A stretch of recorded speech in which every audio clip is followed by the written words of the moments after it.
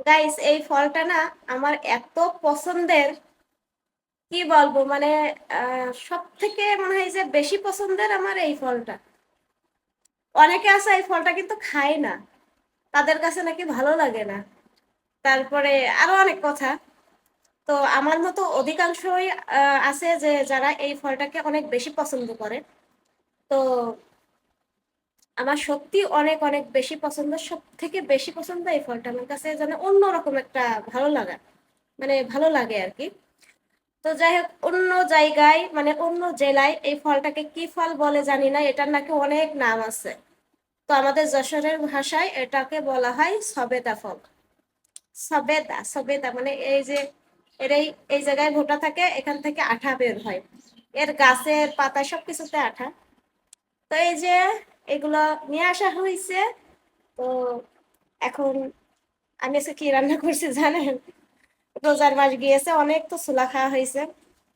হঠাৎ আজকে আবার ছোলা খেতে মন চাইছে, ছোলা রান্না করেছি। তো দেখাই আপনাদের একটু আগে। এই যে দেখেন কতগুলো ছোলা। এই যে মানে এই মাত্র এখনো গরম রয়েছে, এই জন্য কালারটা এখনো সুন্দরভাবে আসেনি। ওই যে দেখেন নিচে তেল রয়েছে। তো আপনাদের ভাইয়া এখান থেকে কেটে খাওয়া ধরেছে, আর আমি খাবো। যেখানে মুড়ি রেখে দিয়েছি, ছোলা দিয়ে মুড়িতে খাবো। ছোলা শুধু খেতেও অনেক বেশি ভালো লাগে। তো যাই হোক, যে ফলটা নিয়ে কথা বলতেছিলাম, সবেতা ফল। আপনাদের ওইদিকে কোন জেলায় কী ফল বলে কমেন্টে জানাবেন, যে এই ফলটার নাম আসলে কী ফল। আমার অনেক প্রিয়, অনেক পছন্দের। তবে এটা কাঁচা, দেখি পাকা আছে নাকি। একটা পেয়েছি গাইস পাকা, দেখেন পাকা রয়েছে এর গায়ে। ওয়াও, অনেক মজা লাগে গাইস। এই যে দেখেন, ওয়াও!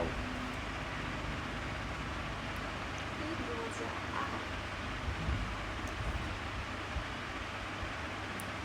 অন্যরকম একটা স্বাদ লাগে। আমার কাছে মনে হয় অমৃত। আমি জানি না অমৃত কি, আর আসলে অমৃত মানে কি বলে। আসলে অনেক স্বাদ বা অনেক ভালো কিছু বা এরকম কিছু একটা। তো তেমনই আমার কাছে লাগে, মনে হয় যে অমৃত মানে স্বাদই আলাদা। আল্লাহ প্রদত্ত, আল্লাহর দেওয়া নিয়ামত। তো আলহামদুলিল্লাহ, আল্লাহ এত সুন্দর সুন্দর জিনিস পৃথিবীতে দিয়ে রেখেছে আমাদের জন্য, কি বলবো। অনেক মজা সবেদা ফলটা, আমার সব থেকে বেশি ভালো লাগে। মানে এক কথা, এটা 100টাও আমি একবারে খেয়ে নিতে পারবো এমন একটা অবস্থা। অন্য ফল হয়তো এত খাওয়া যাবে না, তবে এই ফলটা আমি 100টাও খেয়ে নিতে পারবো। যাই হোক, এই যে ফলটা অনেক মিষ্টি, অনেক মজা। তো আপনাদের ওইদিকে কি বলে অবশ্যই কিন্তু একটু জানাবেন। আমার জানতে খুব ভালো লাগে যে কোন জায়গায়, কোন জেলায় কী ভাষায় বা কী নামে এটা পরিচিত। অনেক মজা।